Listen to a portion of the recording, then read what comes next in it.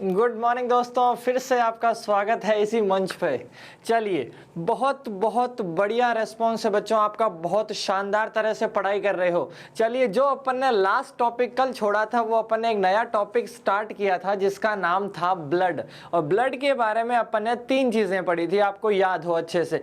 पहले ब्लड के बारे में 4-5 पॉइंट्स पढ़े थे अपन ने कि होता कितना है, पीएच कितना है। उसके बाद में हम लोगों ने पढ़ा था उसके कंपोनेंट्स कि कितने कंपोनेंट्स होते हैं। 2 कंपोनेंट्स होते हैं, जो लिक्विड पार्ट है यानी कि तरल भाग था जिसको अपन ने प्लाज्मा पढ़ा था, और प्लाज्मा के अंदर प्रोटीन्स कौन सी होती है, अगर प्लाज्मा में से प्रोटीन्स को निकाल दें तो वो भाग क्या कहलाता है। ये सारी चीजें अपन ने कल पढ़ी थी और कुछ नाम बताए थे चिंकी मिंकी पिंकी की तरह, आरबीसी का एरिथ्रोसाइट, डब्ल्यूबीसी का ल्यूकोसाइट और तीसरा प्लेटलेट्स का बिंबाणु या थ्रोम्बोसाइट। ये चीजें अपन ने कल पढ़ी थी। तो आपको पता चल गया होगा कि आज का हमारा टॉपिक क्या होगा, और आज का हमारा टॉपिक होगा आरबीसी। ध्यान से देखना, इसमें बहुत सिंपल क्वेश्चन बनते हैं। आपको हर डायग्राम से पता चल जाएगा कि आरबीसी बनती कहां पर है, होती कितनी है, कम होगी तो कहां दिक्कत आएगी, ज्यादा होगी तो कहां दिक्कत आएगी, बिल्कुल समझ में आएगा। बस बने रहना है, ए मुसाफिर तू राह ना छोड़, बस बने रहे। चलिए शुरू करते हैं आज की अपनी क्लास इसी के साथ। कौन से टॉपिक से? RBC, red blood cells. तो ये दिख रहा होगा अपने को। स्टार्ट कहां से कर रहे हैं अपन? आरबीसी से। तो ये अपने जो सेल्स हैं, ध्यान रखना, ये है आरबीसी। इसमें आपको ये 3D नजर आ रही है वैसे तो, लेकिन इसको अपन मूव कर सकते हैं आराम से, कोई दिक्कत नहीं। चलिए, आरबीसी जो होती है, आरबीसी में सबसे पहले जो पूछी जाती है चीज वो है संख्या। क्या पूछी जाती है? संख्या। एक बार इसको आप आराम से देख लो कि है क्या ये देखिए, ये पहले जो गोलियां आती थी, आपको पता हो पॉम्पिस वगैरह की छोटी छोटी गोलियां आती है, उसी की शेप की नजर आ रही 3D में। तो ये बाय कॉनकेव शेप की होती है। कैसी होती है? बाय कॉनकेव शेप की होती है, द्विअवतलकार होती है। द्विअवतल। अगर अपन लेंस की बात करते हैं तो लेंस क्या होता है? 2 प्रकार का होता है। अरे, एक उत्तलन, एक अवतल, एक कॉन्वेक्स एंड एक कॉनकेव। तो ये हमारे जो शेप है इसको बोलते हैं द्विअवतल। क्या बोलते हैं? द्विअवतल बोलते हैं। अब इसके बारे में हम क्या करेंगे, एक छोटी छोटी सी बातें करेंगे जो बहुत इंपॉर्टेंट है। इसको मैं साइड में कर देता हूं आपके, और अपन जो आगे बात करेंगे इसके बारे में ही बात करेंगे। तो सबसे पहले आरबीसी की अपन क्या मानते हैं? मात्रा देखते हैं कि आरबीसी होती कितनी है। मात्रा के बारे में बात करते हैं। अगर मैं सिंपल बात करूं, लाख में बात करूं, तो ध्यान रखना, एग्जैक्ट बोलते हैं इसको, 45 से 55 लाख प्रति घन मिलीमीटर। कितनी होगी? 45 से 55 लाख प्रति घन मिलीमीटर होगी क्या? आरबीसी। अगर मेरे को इसको कन्वर्ट करना है, किस में कन्वर्ट करूं मैं इसको? अगर मैं इसको मिलियन में कन्वर्ट करूं तो मेरा कितना हो जाएगा? अरे 4.5 से 5.5 मिलियन हो जाएगा। कितना हो जाएगा? 4.5 से 5.5 मिलियन हो जाएगा। इसी को अपन मैं मिलियन में ऐसे लिख सकता हूं, ई छोटी कर देना। हिंदी का अपने को इसमें लॉजिक नहीं बैठेगा। टेंशन मत लेना कि एक में सर एक ऑप्शन में ई ली बड़ा था, दूसरे में ली छोटा था, करूं क्या, ऐसी टेंशन अपने नहीं आएगी। छोटी मोटी टेंशन तो आएगी नहीं, आएगी तो बड़ी आएगी। उसके बाद में ध्यान रखना, सबसे इंपॉर्टेंट क्या?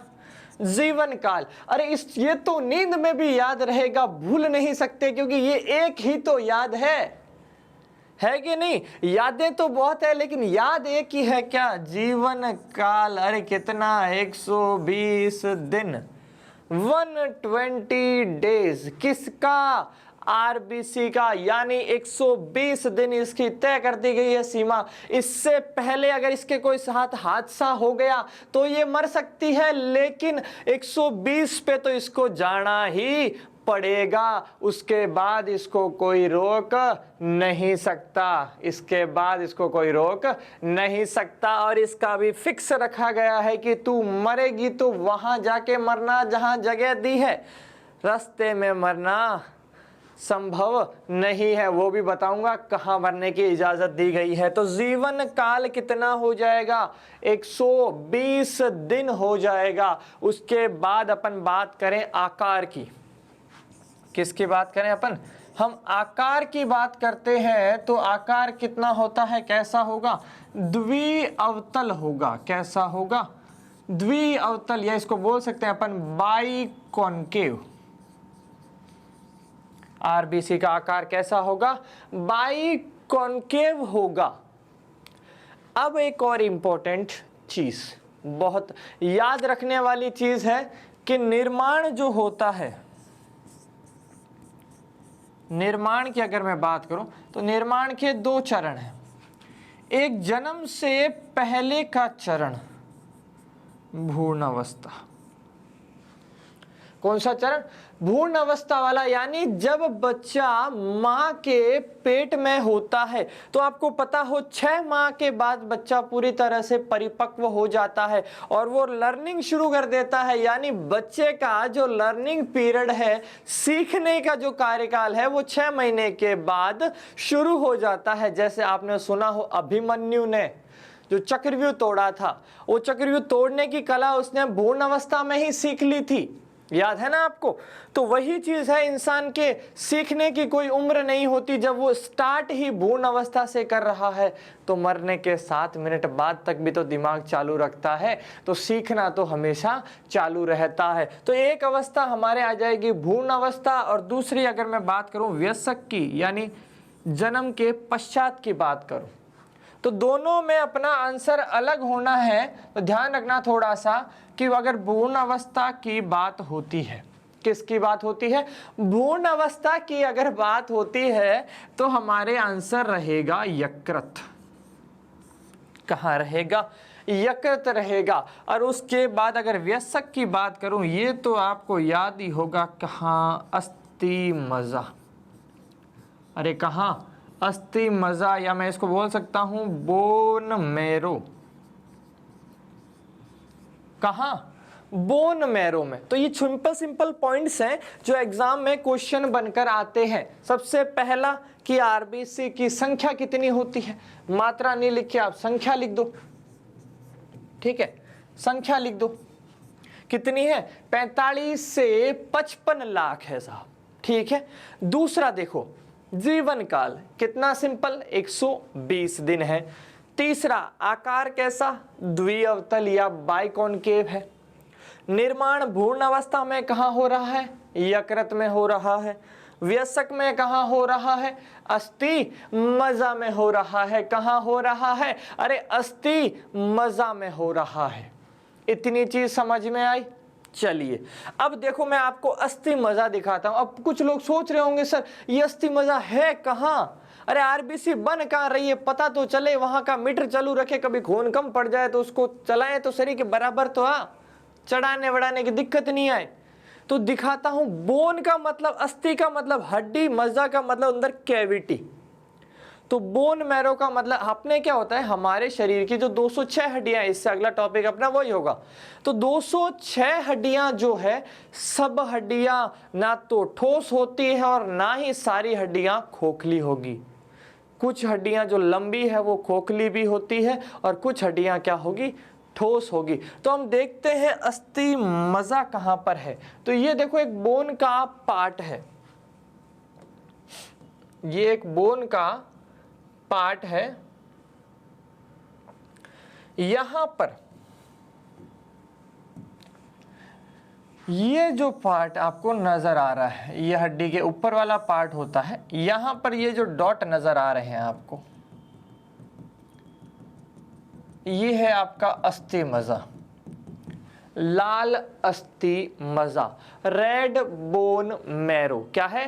Red bone marrow. यहां बीच में आपको देखो, यहां पर एक, यहां पर येलो मैरो भी मिलेगा, पीला अस्थि मज्जा, यहाँ पे बनेगी अपने, क्या बनेगी अपने, यहाँ पर अपने बनेगी WBC। तो अभी अपन क्या पढ़ रहे हैं, RBC पढ़ रहे हैं। तो ध्यान रखना RBC का निर्माण कहाँ होता है, अस्थि मज्जा में होता है, हड्डी के जो ऊपर वाला पार्ट होता है, कैविटी वाला पार्ट होता है, यहाँ पर बनेगी हमारे क्या, RBC बनेगी, RBC बनेगी। अब निर्माण तो हो गया, निर्माण तो हो गया, जब निर्माण हुआ है तो नष्ट भी होना पड़ेगा। अरे नष्ट तो होना पड़ेगा, नष्ट का मतलब है कब्रिस्तान, क्या है, कब्रिस्तान की बात करते हैं, ग्रेवयार्ड।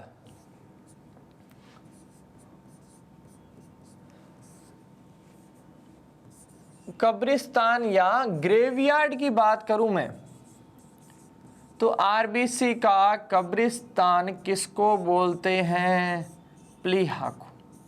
किसको बोलेंगे, प्लीहा को बोलेंगे या स्प्लिन को बोला जाता है। ये जो आपके सामने अपना स्ट्रक्चर दिख रहा है, इसमें बीच में यहाँ देखो जो ऑरेंज कलर का आपको दिखाई दे रहा है, स्टमक के जस्ट पास में पीछे की साइड में एक छोटा सा आपको आम की गुठली की तरह नजर आएगा स्प्लिन, ये पार्ट है स्प्लिन। यहाँ पर क्या होगा, यहाँ पर RBC नष्ट होगी, दूसरी जगह RBC को नष्ट होने नहीं दिया जाता। यहाँ पर RBC को दफनाया जाएगा, खत्म किया जाएगा, कहाँ पर, अरे कहाँ पर, प्लीहा के अंदर। तो ये जो पार्ट है इसका नाम क्या है, प्लीहा है, क्या है, प्लीहा है इसका पार्ट नाम, याद रहेगा। अब एक इंपॉर्टेंट क्वेश्चन, इंपॉर्टेंट क्वेश्चन क्या है कि मनुष्य की जो परिपक्व RBC होती है, मनुष्य की जो परिपक्व RBC होती है उसमें केंद्रक अनुपस्थित रहता है। मनुष्य की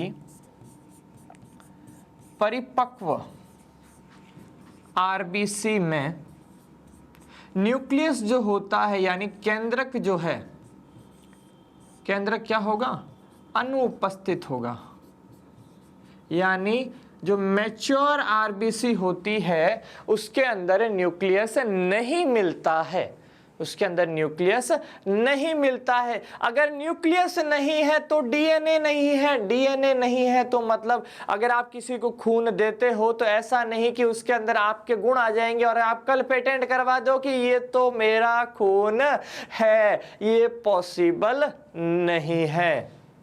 खून देने से आपकी वो संतान या आपका वो रिलेटिव नहीं बन सकता। ऐसे तो अंबानी वगैरह को छोड़ो, किसी को भी आप बना सकते हो कि तू तो मेरा, आगे आप समझ गए होंगे। चलिए, तो मनुष्य की परिपक्व RBC में केंद्रक क्या होता है, अनुपस्थित होता है। अब बात आती है साहब कि ये जो RBC है इसका कलर बताओ आप। RBC का कलर तो होता है लाल, लेकिन किसके कारण होगा, अरे किसके कारण होगा, अब ये देखते हैं। चलिए, तो RBC जो होती है इसमें देखो एक चीज पाई जाती है, एक वर्णक बोल दो या फिर आप प्रोटीन बोल दो, हीमोग्लोबिन। इसमें दो वर्ड है, एक हीम एक ग्लोबिन। ग्लोबिन प्रोटीन होती है, हीम का मतलब है लोहा। अब हीमोग्लोबिन जो होता है ये श्वसन वर्णक भी होता है और एक प्रोटीन भी होती है, दोनों ही चीज है। ये हीमोग्लोबिन खुद का रंग तो कैसा होता है, बैंगनी होता है। कैसा होता है, बैंगनी होता है। लेकिन हीमोग्लोबिन जब ऑक्सीजन के साथ जुड़ता है तो एक बनाता है क्या, ऑक्सी हीमोग्लोबिन। क्या बनाता है, ऑक्सी हीमोग्लोबिन। कौन सा बनाएगा, ऑक्सी हीमोग्लोबिन बनाएगा। और ऑक्सी हीमोग्लोबिन के कारण HbO2 बोल सकता हूं मैं, हीमोग्लोबिन को अपन Hb बोल सकते हैं। तो हीमोग्लोबिन क्या होगा, HbO2 के कारण जो इसमें हेम वर्ड है, लोहा है, ये जो कंपाउंड बनेगा इसके कारण आपके RBC का रंग जो है कैसा हो जाएगा, शाइनी रेड हो जाएगा। अरे चमकीला लाल हो जाएगा, शाइनी रेड कलर का, जो अपन ने स्टार्टिंग में आरबीसी देखी थी वैसा हो जाएगा। एक चीज ध्यान रखना, दिमाग में बिठा लेना, क्या बिठा लेना कि भाई ध्यान रखना, आपको पूछ ले कि हीमोग्लोबिन का रंग कैसा, तो बैंगनी होगा। आरबीसी का कैसा, तो कैसा होगा, शाइनी रेड होगा। किसके कारण, लोहे के कारण। लोहा किसमें, हीमोग्लोबिन। कंपाउंड कौन सा बना, HbO2। और ये चीज ध्यान रखना, अगर हमारे शरीर में ऑक्सीजन को एंटर होना है तो उसको एंट्री पास की जरूरत पड़ेगी, और वो एंट्री पास है हीमोग्लोबिन। 97% ऑक्सीजन हीमोग्लोबिन के साथ जुड़कर ही अंदर जाएगी। इसके अलावा उसके पास कोई चारा नहीं है, ना ही वो किसी के साथ जुड़ के एंटर कर सकती है सिवाय हीमोग्लोबिन के। तो ध्यान रखना कि हीमोग्लोबिन के साथ ही अगर ये कंपाउंड बनेगा तभी वो रक्त में पहुंचेगा, तभी वो हमारे काम आएगा। उसके अलावा उसका कोई नहीं है। अरे उसका कोई नहीं है। तो ये हो गया एक्सी हीमोग्लोबिन। अब एक क्वेश्चन आया कि एक हीमोग्लोबिन, ध्यान से सुनना, कि एक हीमोग्लोबिन कितने ऑक्सीजन के अणुओं को ले जाता है। तो एक हीमोग्लोबिन का अणु कितने को ले जाएगा, 4 ऑक्सीजन के अणु।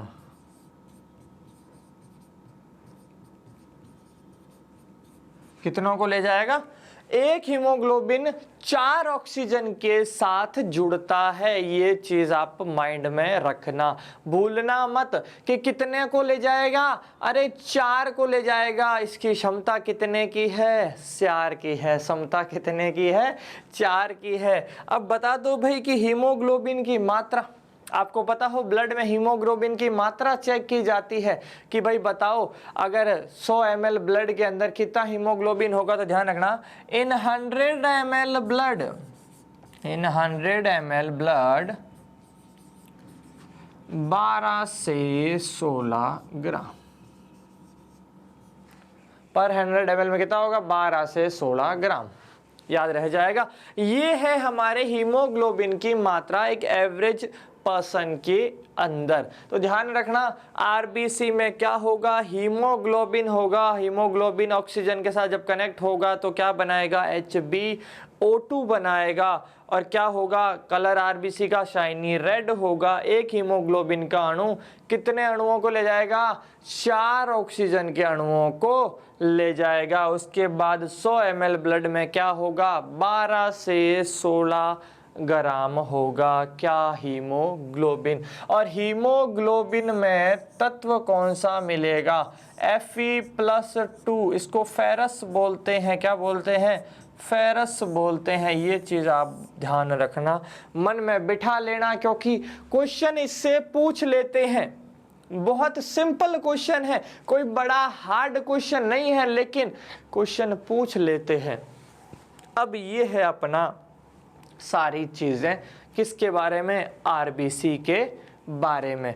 निर्माण पढ़ लिया, नष्ट होना पढ़ लिया। अब क्या पढ़ेंगे, अब पढ़ते हैं कि मान लो कभी शरीर में आरबीसी की कमी हो गई, यानी किस वजह से, लोहा कम होने की वजह से भी आरबीसी कम बन सकती है, विटामिन की कमी से भी कम बन सकती है, किसी बीमारी के कारण भी कम हो सकती है, कोई भी रीजन हो सकता है। और उस बीमारी को क्या कहेंगे वो अपन देखते हैं आगे वाली स्लाइड में। एक बार इसको आप आराम से देख लो। ये जो अपने हैं ये सारी चीजें है सामने। अब क्या है, अब अपन पढ़ते हैं, एक कंडीशन दिखाता हूं मैं आपको। एक तो नॉर्मल कंडीशन है जब आरबीसी अपने कहीं नहीं जा रही, ठीक है।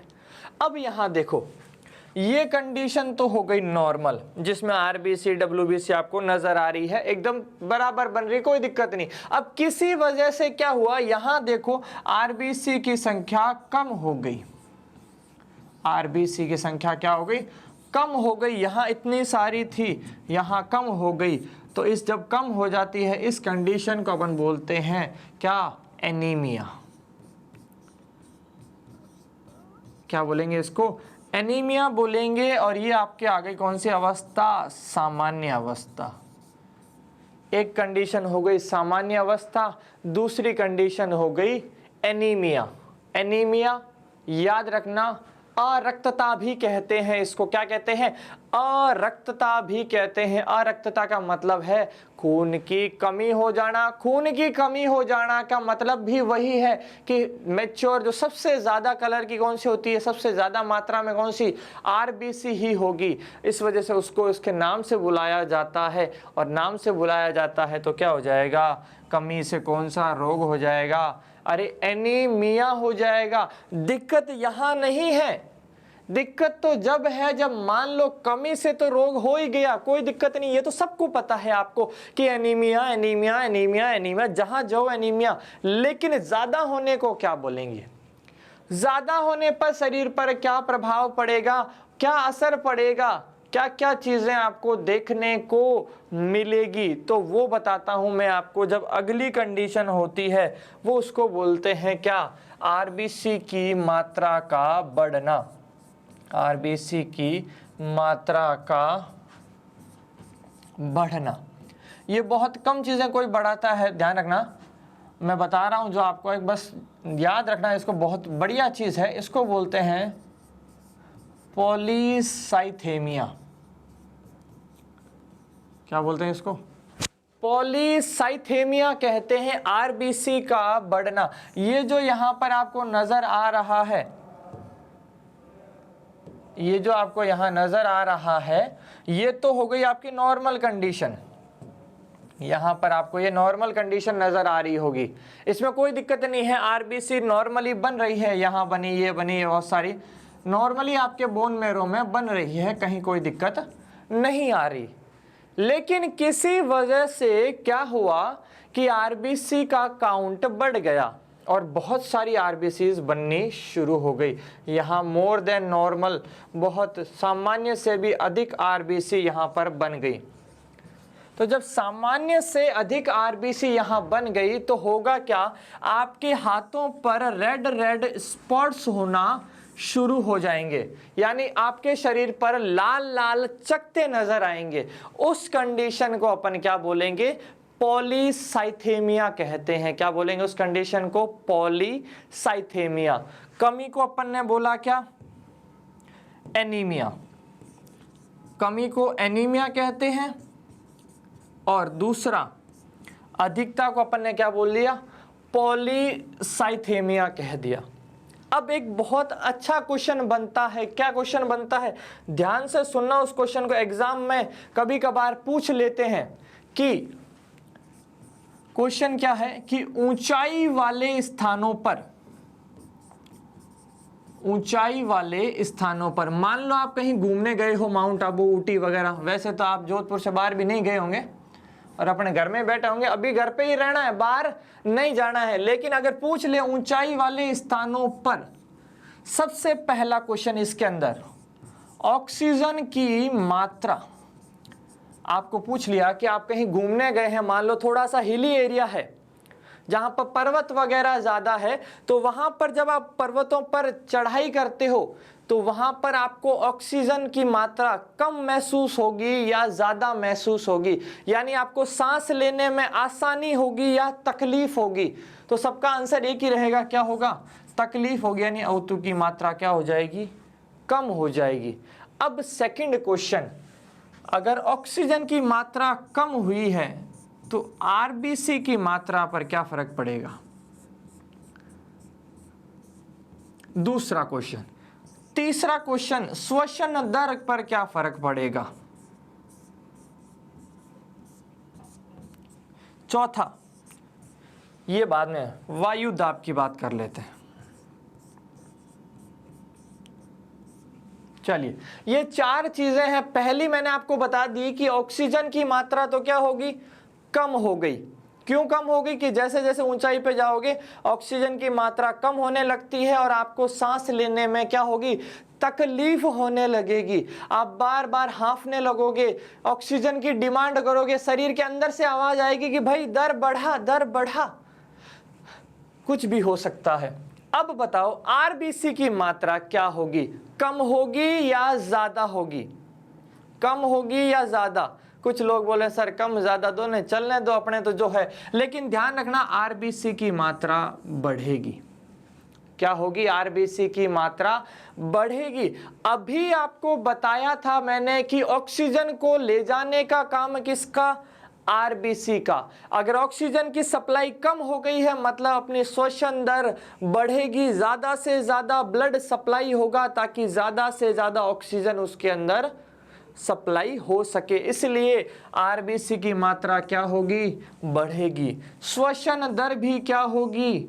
बढ़ेगी। अरे श्वसन दर बढ़ेगी तभी तो ज्यादा से ज्यादा ऑक्सीजन बॉडी के अंदर जाएगी, और अंदर जाएगी तभी तो आरबीसी उसको आगे शरीर में पहुंचा पाएगा। और चौथा और लास्ट सवाल, वायु दाब, एयर प्रेशर जो है वो एयर प्रेशर ऊपर जाने पर क्या होगा?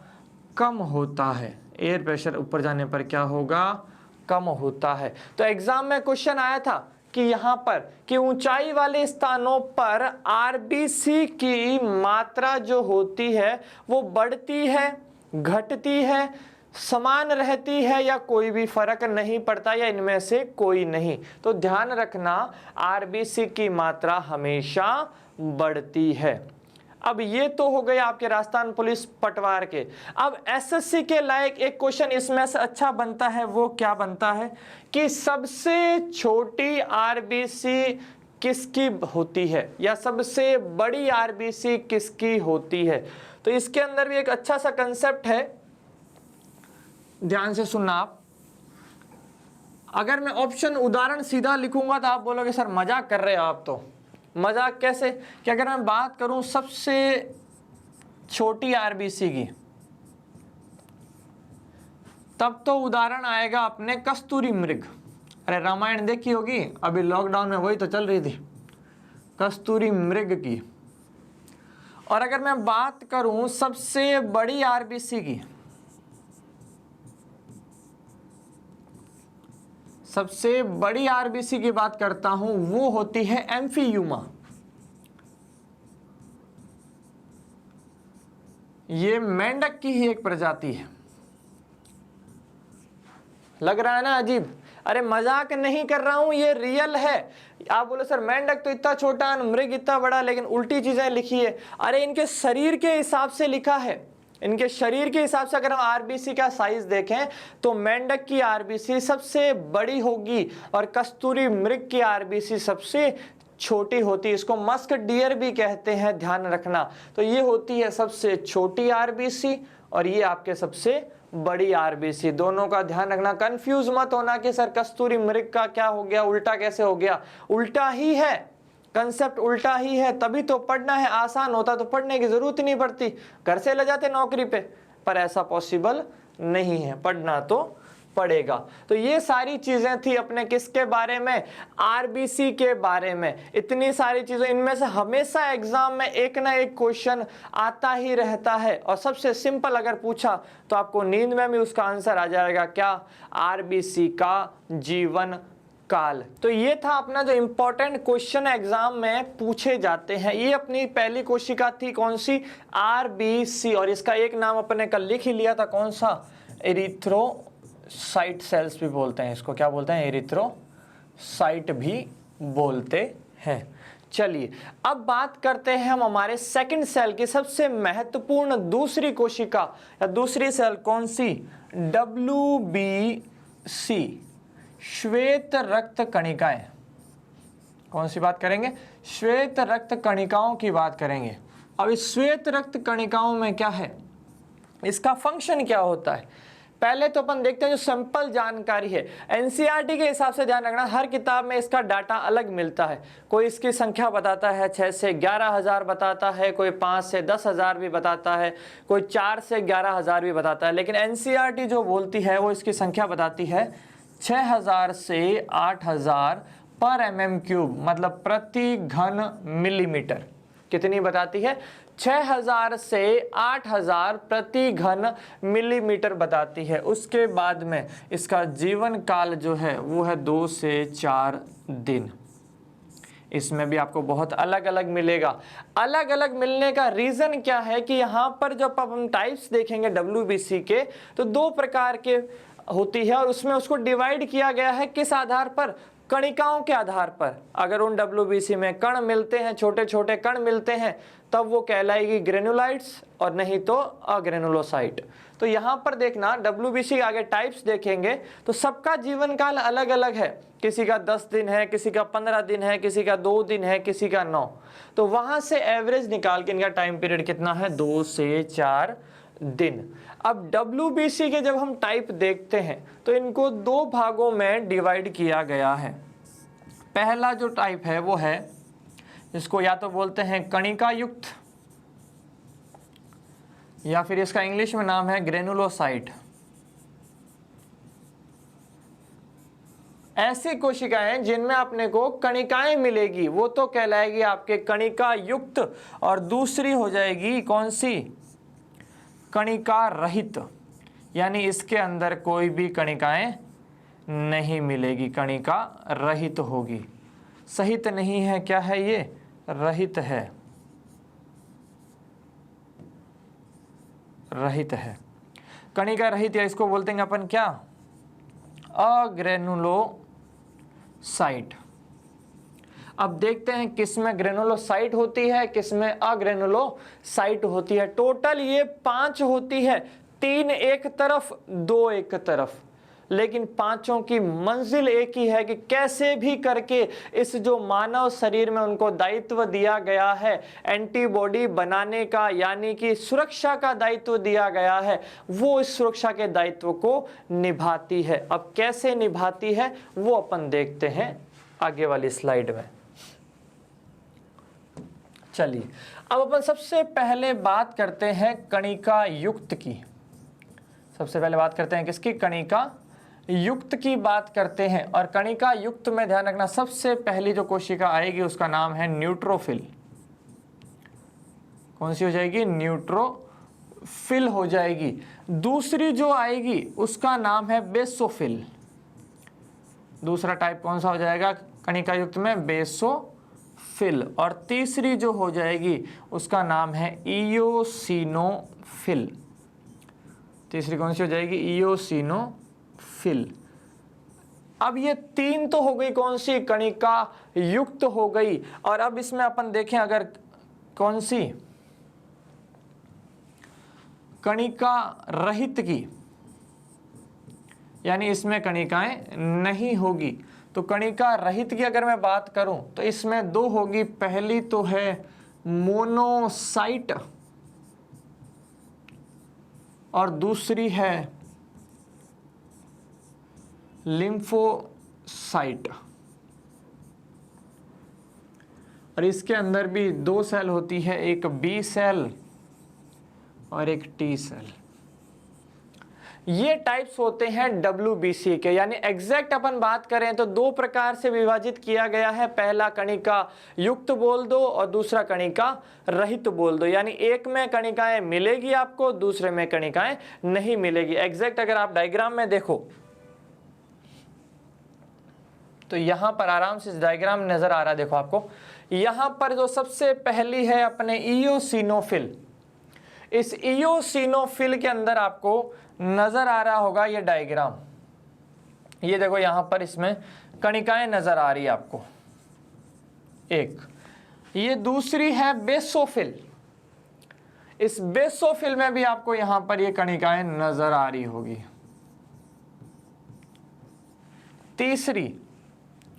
तीसरी अगर मैं बात करूं न्यूट्रोफिल की, ये है न्यूट्रोफिल।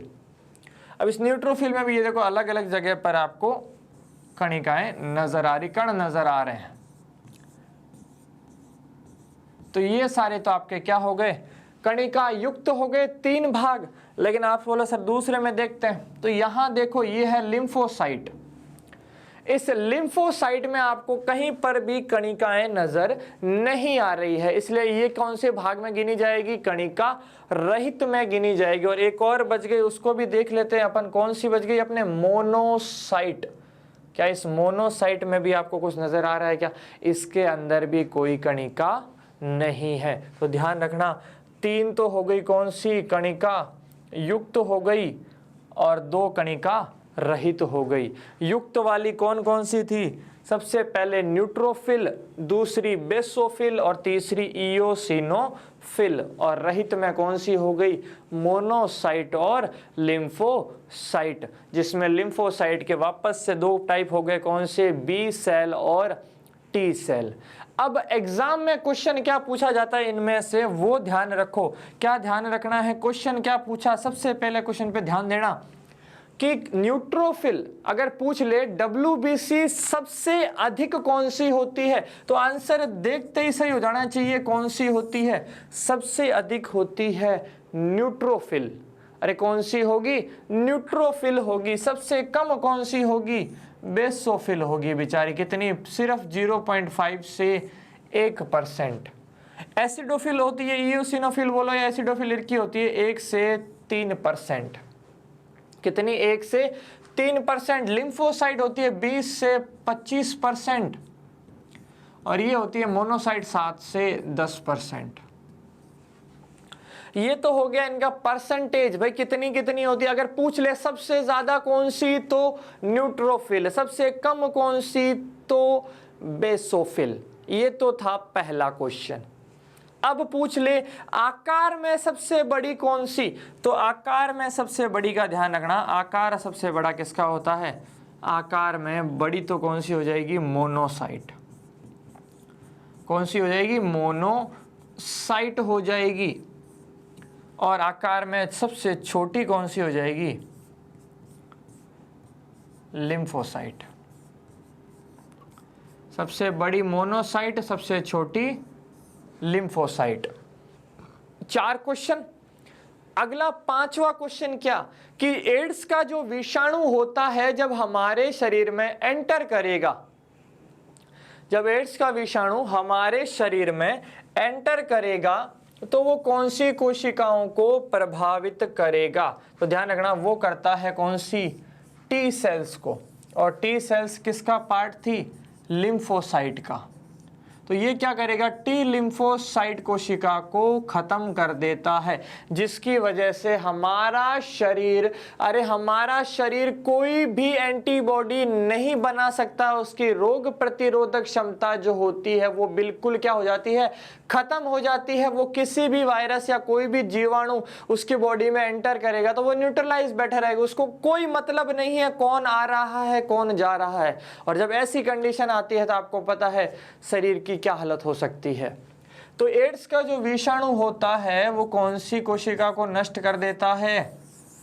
टी सेल्स को। और इन टी सेल्स को, लिम्फोसाइट कोशिका को हमारे शरीर की सैनिक कोशिका भी कहते हैं, सोल्जर भी कहते हैं। इनका नाम सैनिक कोशिका भी होता है। अब जो 5 कोशिका थी जिसमें अपन ने पहले पढ़ा था क्या? न्यूट्रोफिल।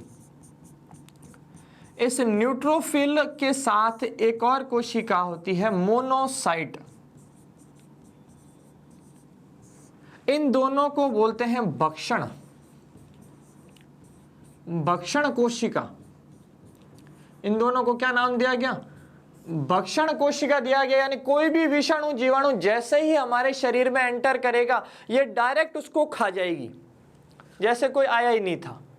भाई यहां से ये विषाणु आ रहा है, सामने ये न्यूट्रोफिल मोनोसाइट दोनों खड़ी है। जैसे ही इसके पास पहुंचा ये इसको लेके गायब, मार दिया, इसको खाली कर दिया। यानी इनको क्या बोलते हैं? ये भक्षण करती है, डायरेक्ट उसको निगल जाती है और अंदर केमिकल डाल डाल के उसको वहीं पर नष्ट कर देती है। इसी वजह से इन दोनों का नाम क्या रखा गया? भक्षण कोशिका। दूसरी अपन बात करें बेसोफिल की। बेसोफिल क्या करता है, हमारे शरीर में केमिकल्स स्रावित करता है। यानी मान लो कब स्रावित करेगा, जब मान लो कोई भी एलर्जी वगैरह, बाहर से आपको कोई बिच्छू वगैरह काट गया, सांप वगैरह काट गया, तो वहां पर वो केमिकल्स सीक्रेट करेगा ताकि हमारी बॉडी में रेस्पॉन्स जनरेट हो, हमें पता तो चले कुछ हुआ है। अरे जब कुछ कुछ होता है तभी तो कुछ पता चलता है। तो उस कुछ कुछ के लिए कौन जिम्मेदार होता है, बेसोफिल। और ये क्या सीक्रेट करता है, एक तो केमिकल का नाम है हिस्टामिन, दूसरा हिपेरिन। तो ये केमिकल सीक्रेट करने का काम किसका होगा, बेसोफिल का। और तीसरी और इंपॉर्टेंट कौन सी, इयोसिनोफिल। कौन सी होगी, इयोसिनोफिल होगी। और इयोसिनोफिल क्या करती है, आपके जब भी बॉडी में एलर्जी होगी, एलर्जी को कंट्रोल करेगा। यानी जब भी आप ऐसी कंडीशन में हो जहां पर आप अनकंफर्ट फील कर रहे हो, आपको सही महसूस नहीं हो रहा है, तो उसकी जानकारी देने का काम होता है इयोसिनोफिल का। यानी उस समय क्या होगा, आपकी बॉडी के ऊपर रैशेज आना शुरू हो जाएंगे, आपको छींकें आना शुरू हो जाएगी, आप थमोगे नहीं। तो वहां पर जो होती है कंडीशन, वहां पर कौन सी सेल्स काम करेगी, इयोसिनोफिल। अगर इन सबसे काम नहीं हो रहा, सबने हार मान ली, लेकिन अभी भी इनके पीछे बैक सपोर्ट है किसका, सैनिकों का। किसका सपोर्ट है, अरे सैनिकों का है। सैनिक बोले कि अब आपकी जिम्मेदारी खत्म, आपने बहुत लड़ा है, अब हम जिम्मेदारी संभालते हैं। और ये बनाती है एंटीबॉडी। ये एंटीबॉडी बनाती है, वो आपके लाइफ टाइम चलेगी, जब तक आप जिंदा हो ये आपके शरीर में इजीली किसी को एंटर होने नहीं देगी। ये हमारा जो डिफेंस सिस्टम होता है, और इस डिफेंस सिस्टम में ध्यान रखना, सुरक्षा की जो पहली कड़ी होती है वो होती है हमारी स्किन, जो किसी भी फॉरेन पार्टिकल को हमारे शरीर में जाने से रोकती है। तो ये ध्यान रखना, लिम्फोसाइट को बोलते हैं सैनिक कोशिका, न्यूट्रोफिल और मोनोसाइट कैसी हो गई, भक्षण कोशिका, फैगोसाइटिक सेल हो गई। तीसरी बेसोफिल, जो केमिकल्स स्रावित करती है, केमिकल्स सीक्रेट करती है, कौन कौन से, हिस्टामिन हो गया, हिपेरिन हो गया। और लास्ट में एलर्जी के अंदर कौन सी होती है, एलर्जी के अंदर कौन सी सेल्स एक्टिवेट होगी, इयोसिनोफिल होगी। कौन सी होगी, इयोसिनोफिल होगी। तो ये तो थी अपने कौन सी, पांचों सेल्स। अब लास्ट बात करते हैं WBC अगर कम हो जाए तो क्या होगा, और ज्यादा हो जाए तो क्या फर्क पड़ेगा। चलिए अगर मैं बात करूं WBC की मात्रा कम हो जाए, कितनी थी, 6 से 8,000, अगर कम हो जाए तो उस कंडीशन को अपन बोलेंगे लाइकोपीनिया। उस कंडीशन को क्या बोलेंगे, लाइकोपीनिया, या ल्यूकोपीनिया भी कहते हैं इसको, ल्यूकोपीनिया। ये तो कंडीशन है कब, जब WBC की मात्रा क्या हो गई, कम हो गई। और जब WBC की मात्रा बढ़ जाती है, जब WBC की मात्रा बढ़ जाती है, यानी उसकी संख्या में बढ़ोतरी होती है, और बढ़ोतरी जब होती है तो कौन सा रोग होने की ज्यादा दिक्कत है, उसको बोलते हैं ल्यूकेमिया। ये बहुत कॉमन डिजीज है, आपने सुना होगा ल्यूकेमिया। अरे ल्यूकेमिया यानी ब्लड कैंसर। कौन सा कैंसर, ब्लड कैंसर। यानी WBC की मात्रा, जब भी किसी को ब्लड कैंसर होता है, ध्यान रखना उसमें WBC की मात्रा आपको बढ़ी हुई नजर आएगी। आपको जब भी कोई डिजीज होती है, जब भी आप कोई डॉक्टर के पास जाते हो, तो आपको सीधे सबसे पहले एक जांच करवाता है जिसका नाम है CBC, कंप्लीट ब्लड सेल्स। उससे वो पता लगाता है कि अगर आपके RBC के काउंट में कमी आ रही है, मतलब आपको वायरल फीवर है या वायरल डिजीज है। अगर WBC की मात्रा में है तब तो आपको उसको पता चलेगा कि हाँ कोई ना कोई बहुत ज्यादा छोटी बीमारी है, जैसे एड्स या कैंसर। और लास्ट अगर प्लेटलेट्स में डाउन आ रहा है, मतलब कोई ना कोई विषाणु जो हावी, जैसे डेंगू का वायरस हो गया, वो आप पे इफेक्टिव है, तो वहां से वो पता लगाता है कि इस आदमी के अंदर बीमारी क्या है। वैसे तो आदमी खुद ही क्या है, एक बीमारी है, लेकिन उस समय वो कौन सी बीमारी से जूझ रहा है उसका पता लगाने के लिए डॉक्टर सबसे पहले कौन सी जांच करता है, CBC करता है। चलिए आज के लिए इतना काफी है दोस्तों, मिलते हैं अगली क्लास में। जय हिंद, जय भारत।